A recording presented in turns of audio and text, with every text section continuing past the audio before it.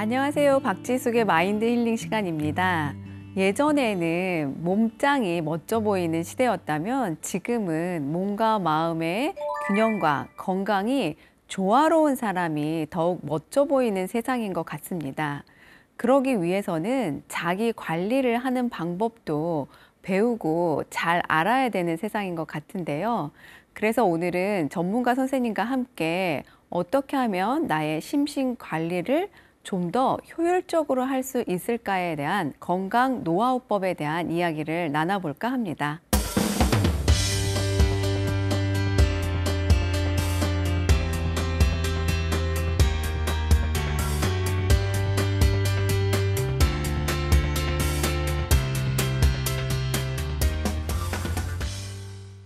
안녕하세요. 다시 뵙게 되니까 더 반가운데요. 네. 정말 저번 시간에 재밌게 이야기를 나누다 보니까 못다한 이야기가 너무 네, 많아서 네. 오늘 이렇게 다시 초대하게 되었습니다. 네, 고맙습니다. 초대해 주셔서.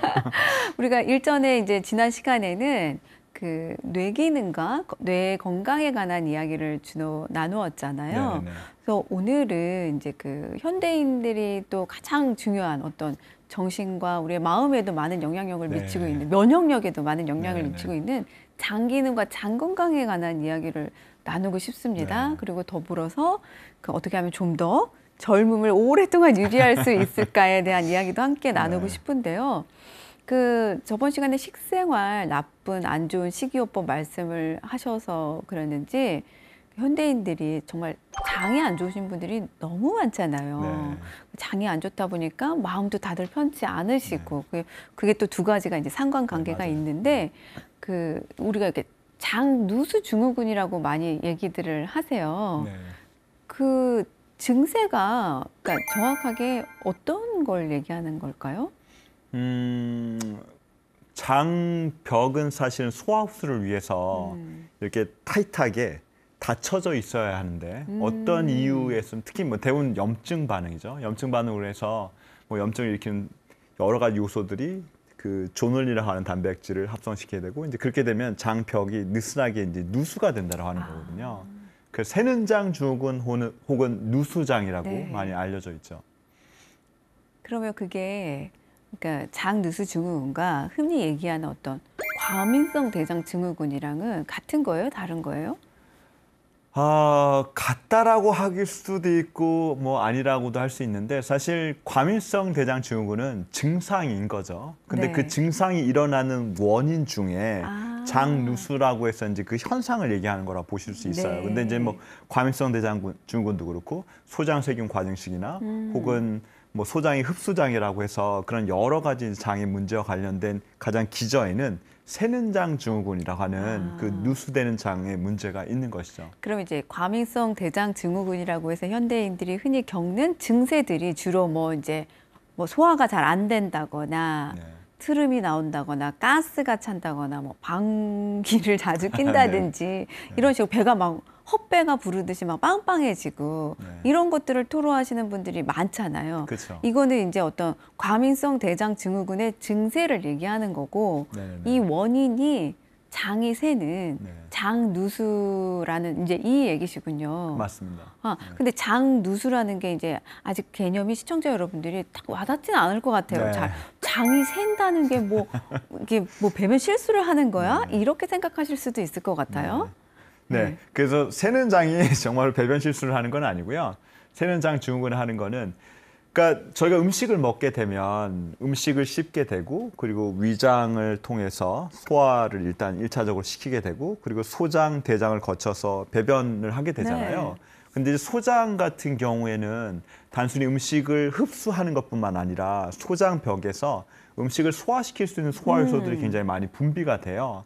그러니까 소화 과정에서 소장의 어떤 기능들이 굉장히 중요한 거죠. 그래서 소장벽에서 그런 기능들을 하게 되고 그리고 그 음식들이 소화가 되게 되면 그 음식들을 제대로 흡수를 해야 되는데 네. 그 흡수되는 과정에서 음식들이 소장에서 제대로 소화 흡수되면 좋은데 소화 흡수되지 않고 염증을 유발하는 경우들이 굉장히 많이 발생하게 되고 빈번하게 그러면서 소장벽이 느슨하게 만약 제가 예를 들어서 하수관 파이프가 있다고 하게 되면 하수관 파이프가 정확하게 이제 정수조까지 가서 그쵸. 뭔가 하수 처리할 수 있는 형태가 되는데 중간에 자꾸 새는 거예요. 그 새다 보니까 이게 찌꺼기로 해서 아. 예, 배출되어야 되는 성분들이 제 몸에 들어온다거나 네. 혹은 제 몸에 들어오기 전에 그 하수관에서 뭔가 문제를 일으키는 그쵸. 것들이 발생하는데 이제 그거를 이제 새는 장이라고 얘기하는 거죠.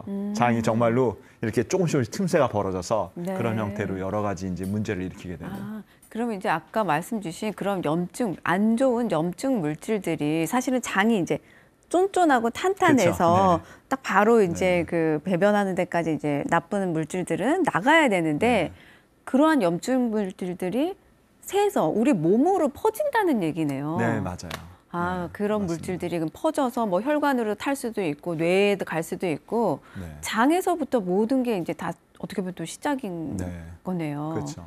아, 네, 그리고 이제 그러다 보니까 요새 와서 이제 좀 더 많이 관심이 쏟아지는 것들이 뭐 장내 미생물이라고 해서 장에 있는 미생물들이 네. 그런 중요한 역할들을 한다라고 해서 사실 유산균에 대한 급격한 네. 인기가 네. 솟아오르게 되고 홈쇼핑 틀기만 하면 뭐 다 유산균 선전이잖아요. 맞아요. 그래서 장이 면역과 관련돼서 중요하다라고 하는 부분부터 시작을 해서 그러면 뭐에 문제가 있어가지고 장이 이렇게 되는 걸까라고 했고 이제 서두에 말씀하신 것처럼 장이 예전에는 그냥 소화흡수만 하는 기관이라고 생각을 맞아요. 했었고 그러다 보니까 별로 중요하지 않은 기관이라고 생각을 했거든요. 근데 이제 최근에 면역에 대한 여러 가지 기능들을 장이 담당한다고 생각을 해서 연구를 하다 보니까 면역과 관련된 장이 굉장히 중요하게 면역 세포들을 분비하고 그리고 중요한 면역 조절 세포들을 조절한다고 하는 사실을 알게 되었죠. 그래서 장 기능이 중요한데 최근에 이제 또 한 가지 여러 가지 부분들이 밝혀진 것들은 아까 우울이라든가 불안이라든가 네. 이제 정신질환 같은 경우에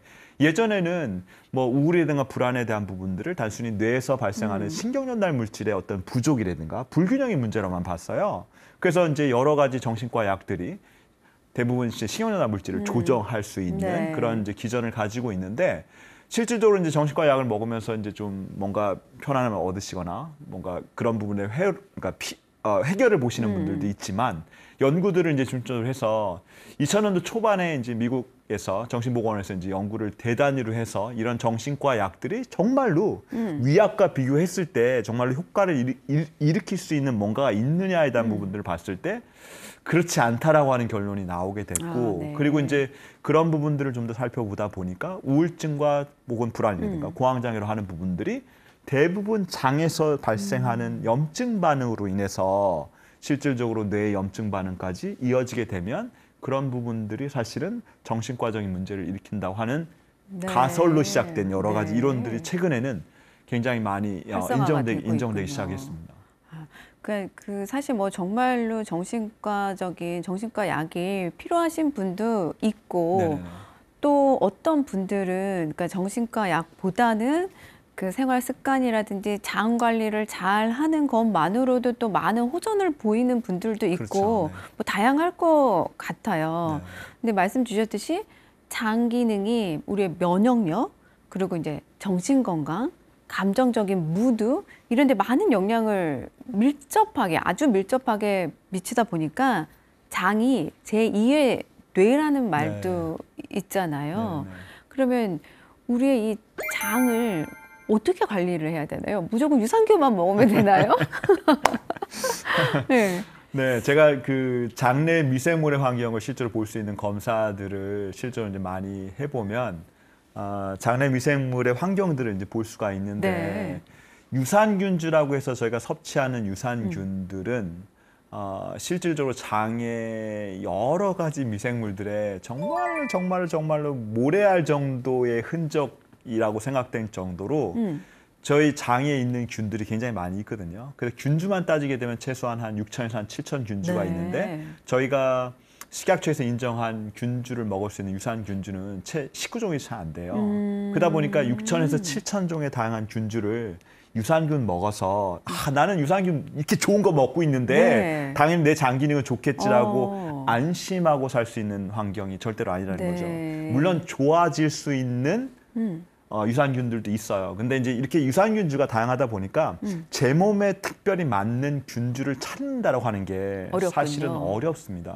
그래서 이제 미래에는 실제로 제 몸에 제 장에 있는 유산균주에 대한 부분들을 그러니까 미생물균주를 정확히 파악해서 거기에 맞는 유산균주를 먹을 수 있는 시대가 오리라고 생각하지만 지금은 너무 상업적으로 그냥 보편화된 유산균주를 먹으면서 제 장이 좋아질 거라고 이제 안심하고 사는 사람들이 많은데 대부분은 그냥 좀 뭐랄까요? 크게 효과가 없으면서 유산균주의 어떤 일시적인 효과들이 굉장히 과하게 부풀려졌다고 생각하고 그렇기 때문에 장내 환경들을 좋게 하고 장 기능을 좋아지게 하려고 하면 이 장에서 활동하는 그 미생물들을 어떻게 균형 있게 잘 내가 자라게 할 거냐라고 하는 게 굉장히 중요해요. 그래서 물도 잘 주고 거기에 비료도 주고 그래서 얘네들이 잘 자라나게 이제 해줘야 되는 거죠.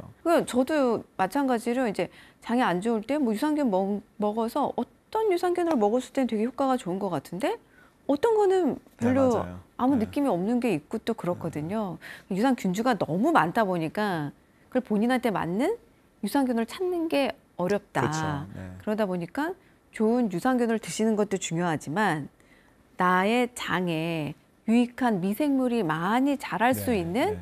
환경을 만들어 주어라. 그게 훨씬 더 중요합니다. 어떻게 만들면 되죠? 장내에 여러 균들이 있는데요. 그냥 이제 뭐 쉽게 얘기하면 좋은 균이라고 하는 유익균들이 있고 그리고 중간자적인 성격을 띠는 균들이 있어요. 그러니까 뭐 이렇게 뭐 유익균이라 구분하지도 않고 뭐 유해균이라 구분하지 않는데 중간자적인 애들.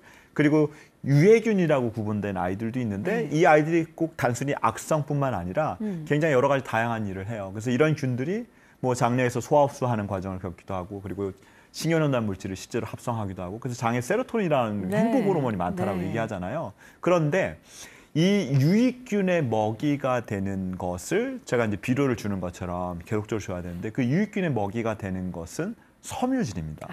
네, 근데 섬유질을 한다면 곡류가 있고 과일에도 있고 그리고 대부분 야채, 채소. 야채, 채소에도 있죠. 그래서 섬유질은 곡류, 야채, 채소에 많이 들어 있는데, 근데 섬유질을 같이 주면서 곡류라든가 야채라든가 채소, 그러니까 곡류라든가 과일이라든가 야채를 먹게 되면 거기에 과당이나 혹은 포도당이 같이 들어 있어요. 근데 과당이나 포도당 같은 경우에는 제가 아까 말씀드린 유해균이라고 하는 그걸 또 나쁜 증진시키는. 균들을 활성화시키는 거죠. 그래서 얘를 좋다고 해서 먹었는데 얘도 같이 자라나게 하는 좀 뭐랄까 피할 수 없는 딜레마를 겪게 돼서 그 중에서도 가장 좋은 거는 섬유질 중에서 포도당이나 과당이 거의 없는 채소를 다양하게 먹는 것이 중요합니다. 네, 그래서 특정 균주가 예를 들어서 보통 일반적으로 운동하시는 분들 제가 많이 보면 뭐 운동하시는 분들 건강하게 먹는다고 해서 닭가슴살에다가 샐러드 이렇게 해가지고 먹는데 샐러드 먹는 게 항상 똑같아요. 뭐 그냥 방울토마토에 뭐 양상추에다 약간 이런 과일, 그러니까 이 채소 먹으면서 나는 이거 먹어서 나는 진짜 건강하게 내 장을 위해서 채소를 먹고 있어라고 얘기하는데 거기 또 막 소스 뿌려 드시잖아요. 근데 내가 일상적으로 계속 먹는 채소를 먹는 게 아니라 채소를 다양하게 먹는 게 굉장히 중요해요. 왜냐하면 내가 장내 미생물이 이렇게 다양하게 균종이 많은데 거기에 재료가 되는 여러 가지 부분 섬유질을 공급하시려면 다양하게 채소를 섭취하시는 게 굉장히 중요합니다. 그럼 이제 채소라 하는 것은 야채, 채소도 포함이 되고 네. 뭐 우리가 흔히 접할 수 있는 제철 나물 음식 같은 그렇죠. 것도 너무 좋겠네요. 너무 좋죠. 네. 그런 것들을 이제 과일이나 곡류보다는 네. 채소. 야채, 네. 채소, 뭐 제철 나물들 이런 것들을 많이 드셔주시는 게 장내 미생물의 환경을 좋게 만들어주는 가장 좋은 방법이다. 가장 좋은 방법이고 효과적인 방법입니다. 근데 다양한 야채, 채소, 다양한 나물을 많이 드셔주시라. 네, 그렇군요. 근데 우리가 이제 보니까 나이가 들수록 이게 소화 기능도 떨어지잖아요. 저도 사실 예전에는 대식가였거든요.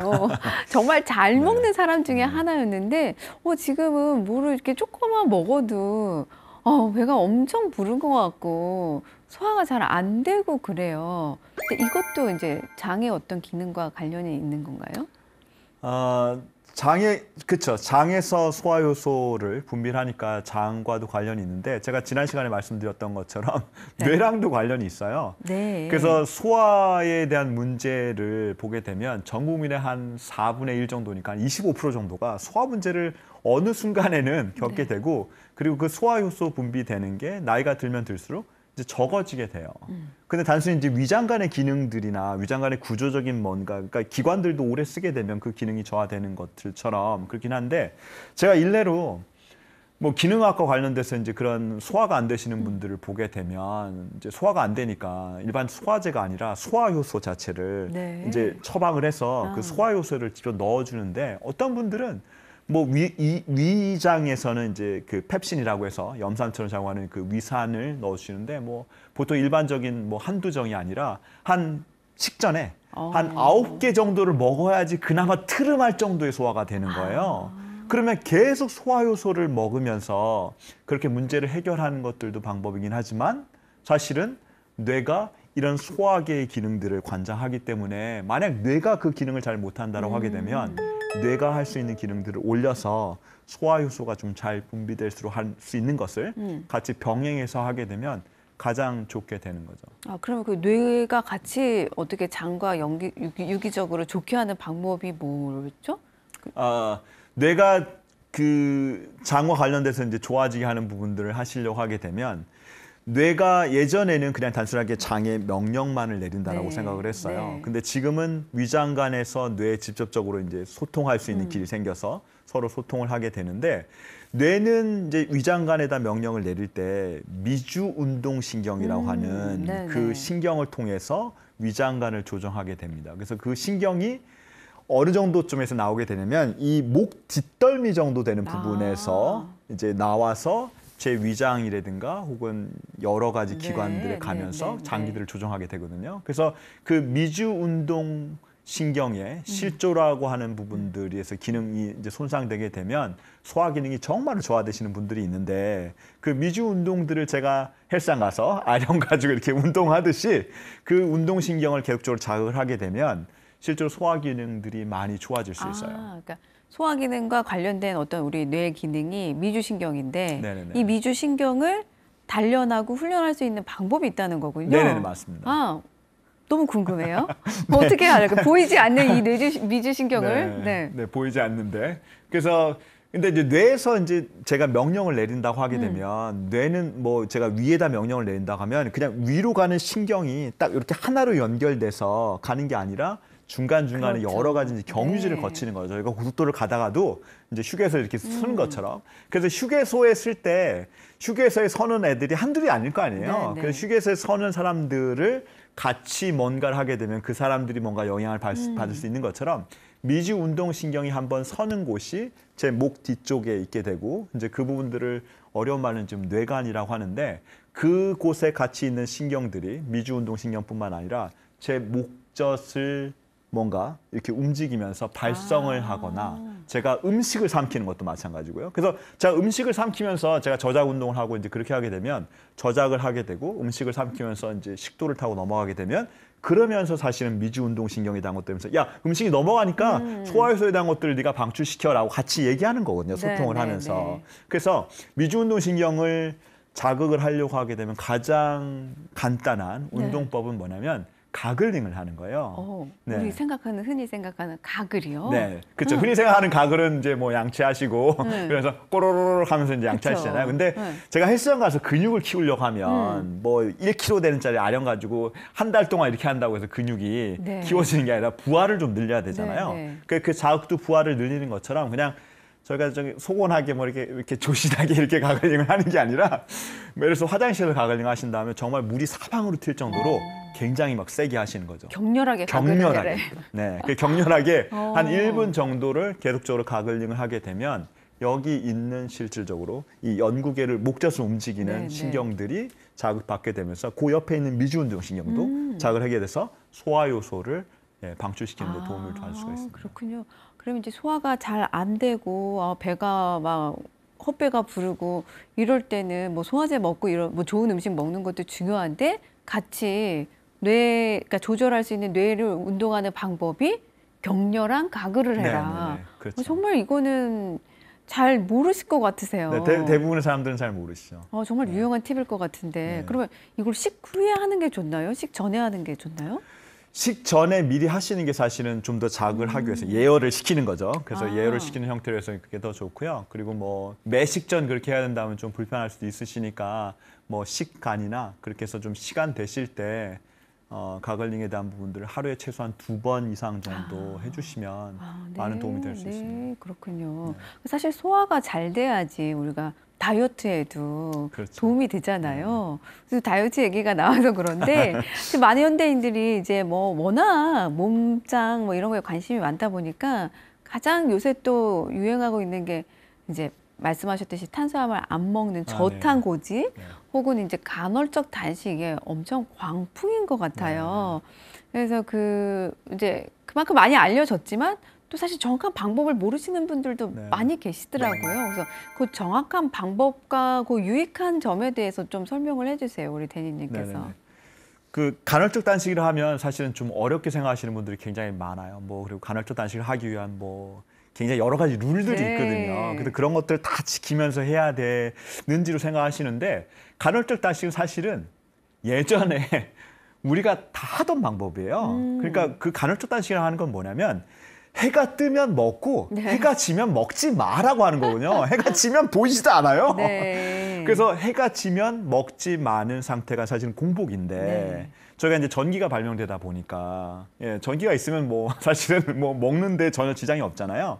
그래서 간헐적 단식이라는 사실 개념은 밤이 되게 되면 야식이나 혹은 불필요하게 너무 수면 시간에 가깝게 식사를 하지 말고 되도록이면 해가 떠 있는 시간에 맞춰서 식사를 하는 게 간헐적 단식이라고 네. 보시면 돼요. 그래서 그냥 네. 뭐 일부러 굶는 것도 아니고 그냥 그 형태로 맞춰서 단식, 즉 공복 시간에 대한 부분들을 좀 길게 가져가서 제 위장 기관을 쉬게 하고 그리고 위장 기관을 쉬게 하는 것뿐만 아니라 특히나 이제 밤에 식사하시는 게 여러 가지로 대사 과정에 이제 문제를 일으키게 되는데요. 이제 단 한 가지 예를 든다고 하게 되면 그래서 제가 식사 시간이 뭐 저녁에 좀 식사를 일찍 하시고 뭐 이제 요새는 좀 수면 시간이 좀 늦어지다 보니까 밤에 야식하는 걸 사실은 대수롭지 않게 생각하시긴 하거든요. 그럼요. 뭐 엄청난 야식 문화가 발달했잖아요, 우리나라는. 그렇죠. 배달에 대한 것들도 굉장히 네. 편리하고. 근데 사실은 그게 현대 생활에 적합한 거라고 생각하지만 예전을 생각해 보게 되면 우리는 그렇게 살지는 않았거든요.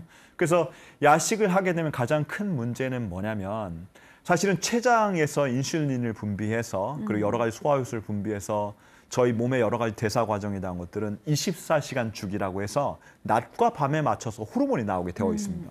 그래서 근데 이제 야식을 먹게 되면 제가 밤에는 사실은 위장관이 쉬게 네. 좀 여러 가지 소화효소라든가 그런 호르몬들을 분비를 저해시킬 수 있도록 몸은 그렇게 맞춰져 있는데 그걸 억지로 방출시키면서 방출시키는 것까지는 좋은데 그러면서 이제 수면에 도움이 되는 네. 멜라토닌이라고 하는 호르몬의 방출을 억제를 억제하는 시키게 거죠. 돼요. 그러다 보니까 밤에 늦게 먹고 자려고 누우면 말똥말똥하게 잠은 안 오고 그리고 불면이 되게 되고 불면이 되면서 이제 계속적으로 건강이 악화되는 형태가 이루어지게 되는 거죠. 그래서 간헐적 단식이라 하는 부분들을 생각해 보신다면 그냥 단순히 낮에는 먹고 밤에는 좀 식사를 하지 말자라는 형태에 대한 걸로 이제 일단 한번 생각해 보시면 좋을 것 같고 그래서 이제 간헐적 단식의 가장 대표적인 방법 중에 하나로 제안한 것이 이제 시간 제한 식사라고 네. 하는데 그 시간 제한 식사가 말 그대로 시간을 제한해서 식사를 하자라고 하는 겁니다. 낮에는 먹고 밤에는 되도록 먹지 않고 그렇게 되면 여러 가지 호르몬이라든가 살이 빠지는 거라든가 그리고 저희가 식욕 억제하라든가 혹은 공복감이라든가 포만감을 주는 여러 가지 호르몬이 사실은 잘 맞춰지는 거죠. 네. 그러니까 그거만 지켜도 살이 빠지는데 굉장히 도움이 받을 수 있는데 네. 사실은 야식을 끊기가 쉽지 그죠. 않죠. 야식을 끊기가 쉽지가 않고 이게 이제 말씀 주실 때 아침형 그 간헐적 단식이 있고 저녁형 간헐적 단식이 있는데 저 같은 사람도 이게 사실은 저녁형 간헐적 단식을 해야지 하는데 그 맨날 일을 하고 뭐 미팅을 하고 이렇게 맞아요. 하다 보면 뭐 저녁을 먹게 되고 이게 늦어지게 되고 하다 보니까 아침형 단식이라도 하자 이렇게 하고 있거든요. 근데 어쨌든 뭐 아침형 단식을 하든 저녁형 단식을 하든 우리 몸에 그렇게 공복의 시간을 주는 것이 매우 중요하고 그것이 간헐적 단식의 유익한 점이다. 네네네. 쉬게 하면서. 네네네. 네. 그래서 이제 우리 몸에 쉬게 할 수 있는 시간을 주게 되면 보통 이제 자가포식이라고 해서 많이 들어보셨을 수도 있는데 그 자가포식이라는 형태를 통해서 DNA 재생에 대한 것들이 이루어지면서 사실은 이제 나이 드시는 분들이 가장 중요하게 생각하는 게 안티에이징인데 그쵸. 그러면 사실은 DNA 복구라든가 여러 가지 부분에 맞아요. 이득을 받을 수가 있게 되는 거죠. 그리고 소장님 얘기하신 것처럼 뭐 저녁을 단식하시든 아침을 단식하시든 뭐 본인 몸에 맞는 형태로 해서 일단은 그 뭐 방법이 중요한 게 아니니까 한 가지라도 해서 실행을 보시는 게 가장 중요할 것 같고요. 저는 되도록이면 아침은 드시고 네. 저녁을 좀 일찍 드시거나 그쵸. 야식을 먹지 말라고 이제 말씀드리긴 맞아요. 하지만 네. 네. 그래서 이제 제 친구 중에도 야식을 못 끊는 친구가 있었는데 그래서 이제 제가 이 공복 시간을 조라조라 아무리 얘기를 해도 안 듣다가 우리가 꼬르륵 하는 순간에 젊음의 그 호르몬이 나온다라고 했더니 바로 그냥 저녁형 단식을 하더라고요. 아, 그러셨구나. 네네. 근데 이렇게 그 간헐적 단식을 하시는 분들이 많이 말씀하시는 것 중에 하나가 저도 포함이지만 처음에는 이제 조금 체중도 좀 조절이 되는 것 같고 네네네. 너무 신나게 했거든요. 근데 이게 어느 정도 지나니까 정체기가 딱 오는 거예요. 계속 체중도 별로 변화가 없고 이게 뭐 컨디션이 더 좋은지 나쁜지 잘 모르겠더라고요. 지금 왜 그럴까요? 그 처음에 이제 간헐적 단식을 하시게 되면 뭐 제가 볼 때는 뭐 다 그런 건 아니지만 대부분의 사람들은 탄수화물이 사실은 메인을 네. 차지하는 식사를 하시게 되고 그리고 이제 단백질 지방을 거기다 이제 얹혀서 식사를 하시다가 만약 간헐적 단식을 하시게 되면 좀 그거와는 다르게 탄수화물을 좀 제한하시고 단백질이나 이제 지방을 좀 더 많이 섭취하려고 하시는데요. 그래서 저희 몸이 탄수화물 위주로 막 돌아가다가 지방 위주로 돌아가는 식사를 하게 되면 그때는 이제 살이 빠지는지 여러 가지 급격한 변화를 얻을 수가 있는데 저희 몸은 이제 항상성이 있어서 잘 적응하잖아요. 그 지방 위주 식사를 하면서 이제 지방을 에너지원으로 사용할 수 있게 되면 또 그거에 맞춰서 적응을 하게 되는 거죠.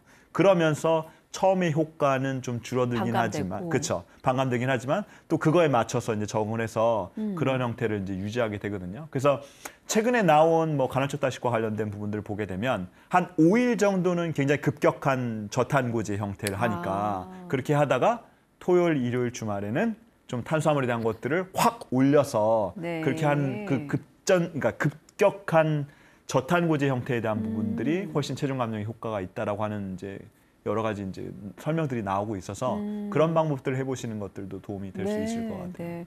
그래서인지 저도 이제 주말에는 좀 나에게 자유를 주자 해가지고 주말에 막 먹고 싶은 거 막 먹는데 네. 그러다 보니 더 변화가 없는 것 같기도 하고. 네. 그러면 선생님께서 생각하시는 간헐적 단식의 가장 유익한 거는 이거다라면 뭘 꼽으시겠어요? 간헐적 단식의 가장 유익한 형태는 제가 볼 때는 이름이 다 말해주는 것 같아요. 단식이라고 하는 부분들. 그래서 단식은 예전에 저도 이제 기억나는데 단식원 가서 정말 만성질환 있고 뭐 뭔가 문제 있고 진짜 뭐 암이 걸리신 분들도 단식원 가셔서 물단식을 보통 하시잖아요. 네. 그래서 한 일주일, 5일 동안 물단식을 한다고 하는 거는 사실 몸에 엄청난 스트레스를 주고 하기도 쉽지 않거든요. 극한의 고통이죠. 극한의 고통이죠. 근데 이제 그렇게 뭐 한 일주일이나 5일 정도의 단식을 끝내고 오셔서 야, 내 몸에 있던 염증 반응도 많이 사라지고 그리고 이제 이런 것들이 이제 좋아져서 내가 이제 그 만성 질환, 고통받던 거에 대해서 해결이 됐다라고 하시는 분들이 많이 있었기 때문에 사실은 네. 그런 단식에 대한 여러 가지 부분에 대한 것들이 연구가 이루어지고 그랬는데 이 간헐적 단식을 하는 거는 이제 그런 부분들을 지속적으로 제가 평상시에 뭔가 극심하게 막 굶지 않아도 할 수 있다는 점에서 가장 큰 장점이라 생각되거든요. 네. 그리고 이제 그 아까 말씀드린 것처럼 자가포식을 통해서 내가 늙는 거에 대한 부분들을 계속적으로 고민하는데 내가 식사 시간만 좀 조정해도 내가 젊게 살 수 있다는 하는 게 굉장히 중요한 이점이잖아요. 네. 그래서 이제 그런 면에서 사실은 가장 중요하다 볼 수 있다. 그게 제일 네. 좋아하실 것 같아요. 꼬르륵 해야지 늙지 않고 네. 젊음을 유지할 수 있다. 네, 그렇죠. 네. 그러면 이렇게 우리가 뭐 간헐적 단식을 한다, 뭐 장을 건강하게 유지해야 된다 이런 것들이 사실은 다 뭐 건강하고 젊게 잘 살기 위해서 이렇게 하는 것들이잖아요.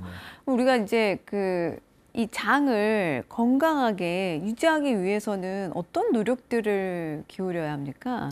네, 그 장에는 좋은 균들도 있고 그리고 나쁜 균들도 있는데 그 좋은 균들을 증가시키고 그리고 그 나쁜 균들은 어느 정도 억제를 하는 게 가장 중요하다라고 볼 수 있을 것 같아요. 그래서 장내 미생물들을 다양하게 만드는 것들이 사실은 장 기능 오는 데서 가장 중요한데 핵심이군요. 네. 그래서 일상적으로 이제 하실 수 있는 부분들은 뭐 유산균주를 먹는 것들도 방법일 수 있으나 제가 볼 때는 굉장히 제한되기 때문에 유산균주에 너무 의존하는 거는 절대적으로 좋은 방법은 아니고요. 네. 그리고 장내 좋은 균의 먹이가 되는 곡류라든가 혹은 과일, 야채에 있는 섬유질을 다양하게 섭취하는 게 좋긴 하나 그 곡류라든가 과일에는 포도당이라든가 과당이 들어있어서 이런 단 음식 같은 경우에는 장에 있는 유해균들을 증식시킬 수가 있어요, 거꾸로. 그래서 그렇기 때문에 채소를 굉장히 다양하게 섭취하시는 게 중요합니다.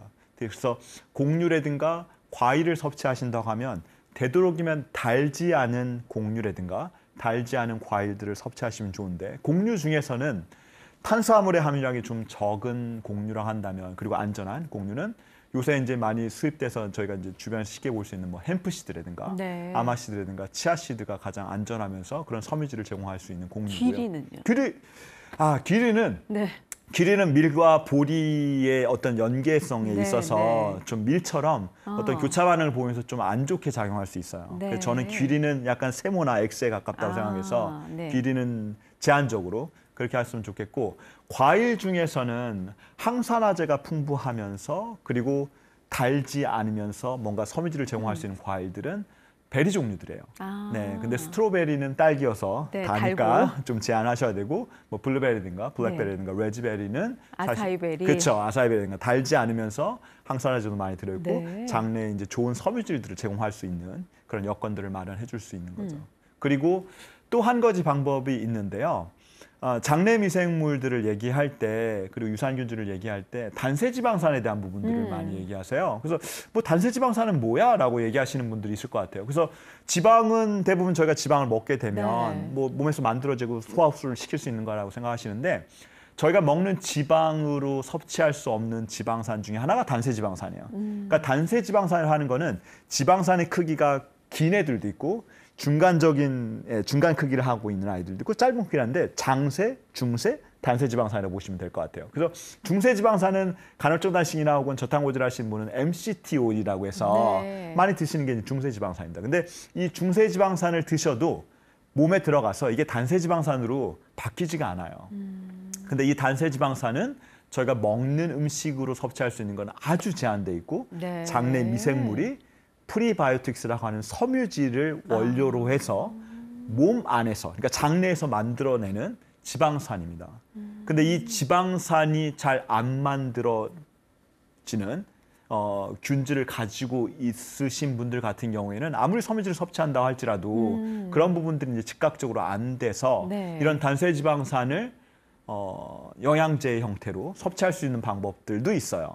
그래서 모든 분들한테 그렇게 뭐 다 드시라고 얘기 드리는 건 아니지만 일단은 시기적으로 그런 장내의 여러 가지 환경들을 도와줄 수 있는 시기를 우선적으로 해보시고 만약에 부족하다고 하면 그때 뭐 유산균이라든가 혹은 단세지방산이라든가 혹은 유해균을 없앨 수 있는 뭔가 이제 그런 영양 허브 같은 것들도 네. 있어서 그런 부분에 대한 것들을 이제 해보실 수 있지만 가장 기본은 사실은 식이라고 하는 거죠.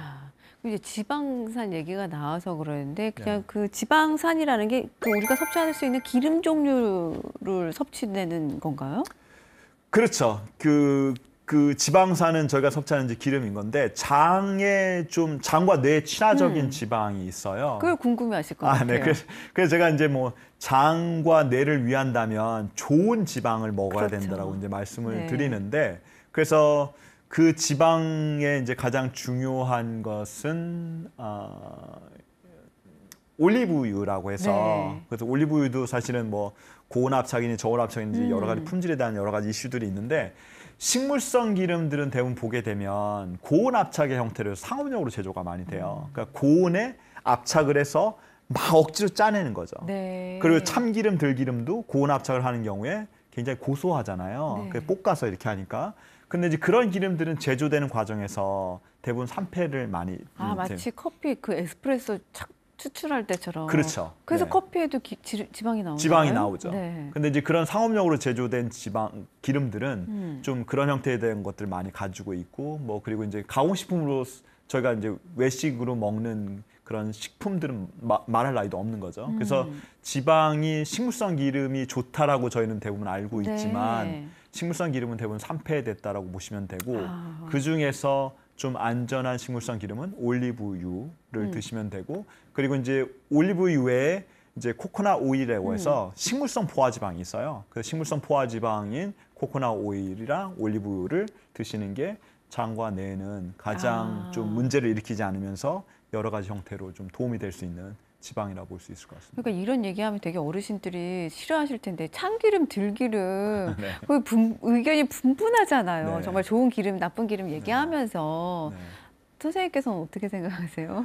그러니까 예전에는 사실은 그런 정보들이 많지 않으니까 참기름, 들기름을 고전 형태로 이제 볶아서 그렇게 먹고 고소하잖아요. 사실은 네. 참기름, 들기름 너무 싫어하는 사람이 맛있죠. 있을까요? 네. 없을 거예요. 근데 그렇게 과정에서 사실 산패된 기름들을 예전엔 먹었다 할지라도 다른 안 좋은 것들이 그렇게 많지는 않았다고 생각되거든요. 네. 근데 지금은 이제 너무 안 좋은 것들이 많으니까 여기에서 뭔가 제외할 수 있는 굳이. 것들을 좀 더 제외하는 게 사실은 중요한 건데 참기름, 들기름은 과정에서 사실은 좋지 않은 거지 그 자체는 제가 볼 때는 좋다고 생각하거든요. 근데 이제 참기름, 들기름도 저온 압착한 기름들이 요새는 나오고 있어요. 네, 네. 근데 저온 압착한 참기름, 들기름을 한번 먹어보시게 되면 아 이게 참기름이야? 아, 할 정도로 고소한 맛이 맛이 없군요. 없어요. 그냥 약간 올리브유 같기도 하고 그러니까 참기름에 그런 독특한 냄새는 있긴 한데 사실 그래서 그런 지방을 쓰시는 게 사실은 좋은 거죠. 네. 그러니까 우리의 뇌 기능과 장의 건강을 위해서 좋은 기름을 드시는 것도 중요하고 반대로 또 산패된 나쁜 기름은 절대로 드시지 않는 게 너무 중요할 것 같아요. 네, 뭐 너무 중요합니다. 식용유, 콩기름, 우리가 흔히 쓰는 뭐 포도씨유, 네. 카놀라유 이런 것들은 다른데 돈을 좀 아끼시더라도 네. 좋은 기름을 드시는 게 좋을 것 같군요. 네, 정말 중요해요. 네, 올리브유도 그러니까 사실 아시다시피 등급이 너무 많잖아요. 네, 네. 그러니까 되도록이면 엑스트라 버진, 그러니까 등급을 좋은 거를 네. 드시면서 이게 나의 뇌와 장 그쵸. 건강을 위한 네, 거니까. 네. 근데 이제 간헐적 단식을 할 때 아까 MCT 오일, 코코넛 오일을 그러면 공복에 드시라고 하잖아요. 네. 그건 왜 그런 거예요? 그러니까 이제 간헐적 단식을 하시면서 코코넛 오일을 대체적으로 주는 건 왜 그러냐면 저희가 이제 기본은 사실은 저탄고지라고 해서 이제 이런 것들은 좀 어려우실 수 있는데 저탄고지라고 하는 거는 탄수화물은 좀 줄이고 단백질은 적당히 그리고 지방은 많거든요. 네. 근데 보통 지방에 대한 저희가 선입견이 있다 보니까 뭐 지방은 다들 이제 덜어내시거나 이거 네. 신혈관계에 게 기름 그쵸. 낀다라고 하는데 생각하시잖아요. 근데 이제 지방에 대한 그런 오해들이 풀리면서 지방이 그렇지 않아. 그리고 지방이 있다 할지라도 얘가 뭔가 문제를 일으키는 염증 반응인 거지 지방 그쵸. 자체는 괜찮아라고 얘기하는 거죠. 근데 이제 간헐적 단식을 하면서 이제 실수하는 것들 중에 하나가 뭐냐면 탄수화물을 줄이게 되면 제가 몸에서 에너지원으로 사용할 수 있는 뭔가가 줄어들게 되잖아요. 그럼 그 줄어든 거를 대신할 수 있는 뭔가를 추가시켜줘야 되는데 그게 이제 지방의 형태인 거죠. 그러다 보니까 탄수화물을 줄였으니까 그만큼 지방에 대한 것들을 줘서 뭔가 이제 그런 단식을 하면서 이제 어려울 수 있는 부분에 대한 것들을 극복을 하게 되는 거고요. 그리고 이제 특히 중요한 건 뭐냐면 탄수화물은 일반적으로 이제 탄수화물 종류에 따라 다르긴 하지만 뭐 저희가 당뇨 있으신 분들은 복합 탄수화물 먹으라고 얘기하잖아요. 근데 복합 탄수화물 먹거나 단 탄수화물 먹거나 백미를 먹거나 현미를 먹으면 당을 다 올리는 건 당이에요. 똑같아요. 네, 예, 현미가 당뇨에 좋다라고 하는 거는 사실은 잘못 알려진 사실인데 그렇기 때문에 당 같은 경우에 예를 들어서 공유를 먹는다고 하면 그게 실질적으로 제 몸에서 혈당으로 바뀌기까지는 한 2시간 정도면 그게 피크를 이루어요. 근데 단백질 같은 경우는 한 4시간 정도. 네. 그리고 지방 같은 경우는 한 8시간, 12시간까지 실제로 에너지를 계속적으로 공급할 수 있는 기능이에요. 마치 슈퍼 에너자이저라고 하는 네. 그런 것처럼 굉장히 네. 오래가는 에너지원인 거죠. 네. 그래서 제 몸에 부하를 많이 주면서 그걸 하는 게 아니라 제 몸에 지속적인 에너지를 주기 때문에 제가 배고프지 않으면서 단식을 할 수 있는 그런 형태이기 때문에 지방 섭취를 권고하는 이유입니다. 그러면 이제 나쁜 기름은 드시지 말고 지방에 대한 선입견을 버리시고 네. 좋은 기름을 드시라. 그렇죠. 네, 사실 우리가 혈관 벽에 뭐 나쁜 기름이 꼈다라고는 얘기하지만 이거는 나쁜 기름이 껴 있는 거고 이 나쁜 기름을 녹여서 깨끗하게 청소할 수 있는 건 좋은 기름이잖아요. 네네네. 그러니까 이게 이제 어떻게 보면 어떻게 보면이 아니라 이게 이제 바로 해독이잖아요, 그렇죠. 선생님. 네. 그래서 현대인들은 무엇보다도 이제 이 해독에 관한 이야기를 안 할 수가 없을 것 같아요. 나쁜 어떤 그런 것들이 늘 알게 모르게 나도 모르게 이제 섭취를 하고 저장이 되고 있으니까 네. 또 끊임없이 반대로 해독을 그렇죠. 생활화해야 될 것 같은데 우리가 그러니까 기본적으로 지켜야 할 해독의 원칙, 가장 중요한 기본은 뭐라고 생각하세요? 오늘 주제랑 제가 볼 때는 어느 정도 이제 맞다라고 생각하는데 네. 사실 해독의 첫 단계는 장에서부터 시작한다고 하면 음. 사람들은 해독하면 간 아니야?라고 네, 이제 네, 생각할 네. 수 있을 것 같아요. 근데 제가 이제 음식물을 먹고 나서 소화 흡수가 된 후에 그게 장에서 간 문맥을 따라서 간에서 사실은 그런 음식물들이 대사 과정을 네. 거치게 되거든요. 네. 그러니까 장에서 뭔가 들어오게 되면 다 모든 게 간으로 가게 되어 있어요. 근데 제가 예를 들어서 간에 뭔가 부담을 줄 수 있는 음식을 먹게 되거나 혹은 장에서 이제 그런 물질들이 뭐 세는장이라든가 여러 가지 문제로 인해서 좀 더 문제들을 더 증가시키게 되면 간에서는 정말로 해독시켜야 되는 여러 가지 기능들을 못 네, 하게 되고 네. 쓸데없이 제가 먹었던 음료수 정말 단 음수 믹스 커피라든가 혹은 뭐 콜라라든가 그런 데서 뭔가 그거 소화흡수 해독하더라고. 그걸 해독시키냐고 제가 정말로 해독시키는 중요한 네. 기능들을 못 하게 되는 거죠. 그러니까 해독을 위해서 뭔가 내가 더 이런 것들을 하기보다는 사실은 거기에 부담을 주는 뭔가 위험하거나 안 좋은 물질들. 그래서 네. 이미 저희가 얘기했던 것처럼 뭐 당이 많은 음식이라든가 혹은 좀 그런 염증 반응들을 유발할 수 있는 그런 음식들을 제한해서 장 건강을 좋게 하고 그리고 거기에 섬유질들을 줘서 장이 타이트하게 붙어 있을 도록 하게 되면 간에 부담이 줄어들게 돼요. 네. 그러니까 해독도 그러니까 시작은 다 장에서부터 네. 시작을 하는 거군요. 네네네. 근데 해독 얘기가 나와서 그런데 선생님께서 가장 많이 권장하는 그 영양제 중에 해독의 끝판왕이라고 하는 어떤 그 젊음의 네. 방부제, 네. 지킬 수 있는 방부제라고 하는 묘약이 있다면서요. 네네. 그 약의 이름은 네. 그 글루타치온이라고 하는 영양소인데요. 사실 네. 글루타치온은 몸에서 만들어져요. 그래서 간에서도 만들어지고 세포 내에서도 만들어져서 제 몸에서 활성산소가 만들어지게 되면 그 활성산소를 없애는 항산화제로 사용하기도 하고 그리고 간에서 여러 가지 해독 과정에 이 글루타치온이라는 영양소가 필요한데 사실은 이제 아까 말씀드린 것처럼 저희가 스트레스 레벨도 굉장히 높고 안 좋은 음식이나 가공 음식에 노출되다 보니까 이 글루타치온 만들어지는 양에 비해서 네. 제가 처리해야 될 것들이 너무나 많은 거예요. 해독할 게 너무 그렇죠. 많군요. 그러다 보니까 이 글루타치온이 고갈된 상태로 지내시는 분들이 너무 많아요. 그래서 이제 그런 것들이 뭐 천식에 영향을 미치기도 하고 그리고 장 점막을 아까 타이트하게 유지하는 데 있어서 네. 글루타치온이 중요한 역할도 하고요. 그리고 면역계에 있어서도 제가 너무 민감하게 반응하지 않고 면역계를 좀 잘 조정할 수 있는 여러 가지 부분에서도 이 영양소가 중요하게 작용을 하는데 그런 여러 가지 기능들을 하다 보니까 대부분의 영양소들은 드시고 나서도 이게 정말 좋은 건가, 뭐 이게 나한테 효과가 네. 있는 건가 이제 그런데 이 글루타치온 같은 경우에는 드시고 나서 나 피로감이 좋아지는 것 같아라고 이제 즉각적으로 느끼시는 분들이 있는 것 같아요. 그러니까 지금 우리나라에서 뭐 배곡 주사라고 해가지고 막 네네네. 유행하고 있잖아요. 네. 그것도 이제 어떻게 보면이 아니라 거기에 이제 글루타치온 성분이 많이 들어있는 거죠. 그렇죠. 그래서 글루타치온이 약간 부작용적인 격으로 네. 이제 피부 톤이 맑아지고 좀 하얗게 되는 부분들이 이제 미용적으로 가다 네. 보니까 글루타치온을 배곡 주사라서 이제 그렇게 하고 계신데 실상 글루타치온은 뭐 항암 치료를 하거나 이제 통합 암 치료를 하실 때 IV로 해서 네. 사실은 여러 가지 항산화들과 같이 이제 네. 놓는 주사 중에 가장 대표적으로 쓰는 주사입니다. 네, 네. 그러면 이제 그 영양제 얘기가 나왔으니까 네. 우리 현대인들에게 꼭 필수적으로 기본적으로 이런 영양제는 드시면 참 좋을 것 같다라고 마지막으로 한번 권장해 주실 만한 그 영양제가 뭐가 있을까요? 대부분 이제 이렇게 얘기하시면 종합 비타민 그러실 건데 사실 저는 종합 비타민에 대한 효과라든가 효능에 대한 네. 부분들은 좀 너무 과장되지 않았을까 생각돼요. 그래서 뭐 이게 부족하니까 적절하게 이거라도 먹어야 될 거라고 이제 보통 얘기하시는데 종합 비타민은 너무 소량들이 조금씩 들어 있어서 네. 종합 비타민은 좀 제가 볼 때는 종합 비타민보다는 비타민 B 컴플렉스라고 하는 비타민 B군 영양소가 이제 많이 네네. 들어있는 것을 기본적으로 드시게 되면 뭐 피로라든가 몸의 대사에 여러 가지 부분에 대한 것들이 이제 도움이 되니까 도움 받을 수 있고요. 그래서 비타민 B군이랑 그리고 이제 요새 비타민 D와 관련된 네. 중요성에 대한 것들이 많이 나오잖아요. 그래서 특히나 이제 코로나와 관련돼서 비타민 D의 체내 용량이 네. 얼마만큼 적정량이 있냐에 따라서 코로나에 걸렸을 때 실제로 그 코로나에 걸린 폐해를 겪는 정도가 비타민 D의 양에 따라서 굉장히 많이 달라진다고 하는 네. 이제 논문이 나올 정도로 면역과 관련돼서 비타민 D가 이제 굉장히 중요하다라고 볼 수 있는 거죠.